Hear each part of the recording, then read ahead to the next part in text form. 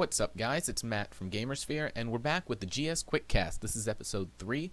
The Quickcast is a way for you to get a quick discussion topic in 10 minutes or less, so you can comment on it, start a little conversation, and get back to your normal daily routine. And today I'm going to rant a little bit. Day 1 updates. I could probably just drop the mic there and you would all understand where I'm going with it. I despise Day 1 updates.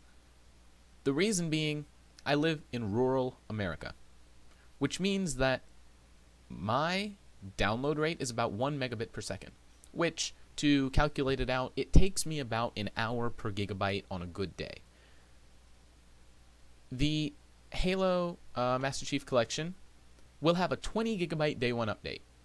You can do the math. On a good day, when no one else is using the internet, it would take me about 20 hours, give or take, to download this game. Or the update, I should say. On a bad day, it'll take, anywhere from 30, 40 hours. Because, of course, this 20 hours to download would be if I didn't use the internet for anything else. No Facebook, no YouTube, nothing. Otherwise, I have to stop the download, do whatever I need online, restart the download. So feasibly, I could just set this to download at night, pause it when I wake up in the morning, and keep going. At that, it'd take me 3 to 4 days still to fully download this game. Or should I say the update, not the entire game, I'm sorry. And the reason being, 343 Industries said that they didn't want to, well, as it was, the game already fills up almost an entire Blu-ray disc.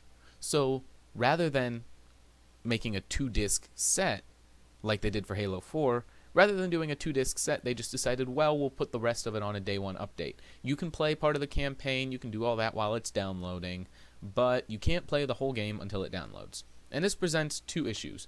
First of all, the game is somewhat a brick for people like me. I can only play part of it until I finish downloading, which will take days. And it's not just me. I have friends here where I live. I have friends in other parts of the country. I have friends in other countries who all suffer from the same issue. Either they have a terrible, terrible internet speed, or they have a data cap. If you have a data cap of 10 or 20 or even 30 gigs a month, and this 20 gigabyte update is necessary, newsflash for you, you're going to run your data cap and you can't download it. Now, I understand maybe they don't want to, manufacture another disc and have to put that disc in the case because that's going to drive up, production costs. And if you think about it in the long run, all these extra discs will drive up shipping costs in a sense. So I can understand why they would want to put this online rather than physical. I get that. Is there any way that they could say, I could call them up or send them an email and say, hey, 343, I can't afford to download your update. Could I just pay you $5 or $10 to send me the update on a disc in the mail? I mean, then I could just pop it into the system, download it on Day 1, and we'd be good to go. Download it from the disc, that is. But they're probably not going to do that. And that's a shame for people who are in similar situations as me. And here's another thing. One of these days, it's inevitable, the PSN and Xbox Live servers will be gone. I mean, it's just going to happen. 100 years from now, the chances that both Sony and Microsoft are still up and running at their full potential, probably not. So what's going to happen to that update? If I buy an Xbox One used 20 years from now, and I get the Halo Master Chief Collection, and the servers are no longer there, will I be able to play the whole game? Now, of course, I see here that the Master Chief Collection, you'll be able to play the campaign, but then it's some features in the multiplayer that's coming during the update. I get that. But what about games that need the update for single player stuff?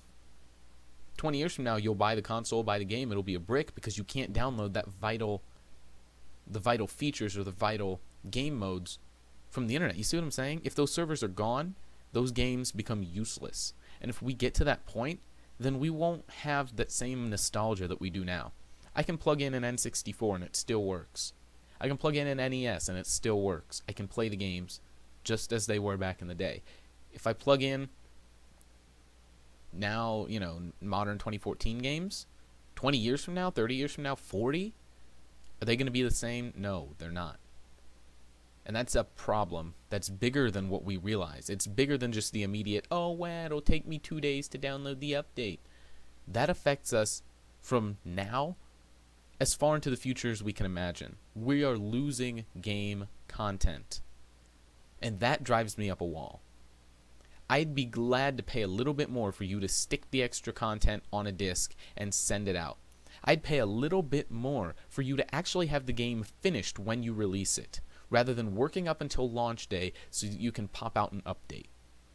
I would be glad to pay $5 or $10 more so I get everything that I deserve. Actually, no, I revised that. I don't want to pay $5 or $10 more because your job is to make a game and make a game that works out of the box.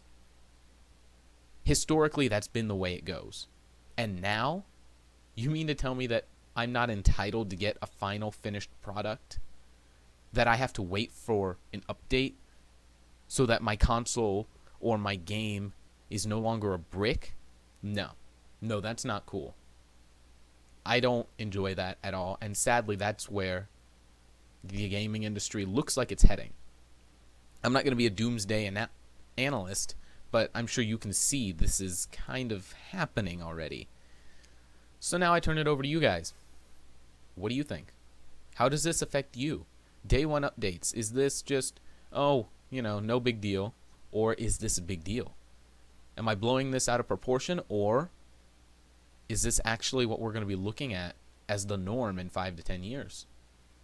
So what do you think? What are the repercussions behind this? Go ahead and start up a discussion. Let's see what everybody has to say about this kind of volatile topic if you think about it. So that's what I've got for you today.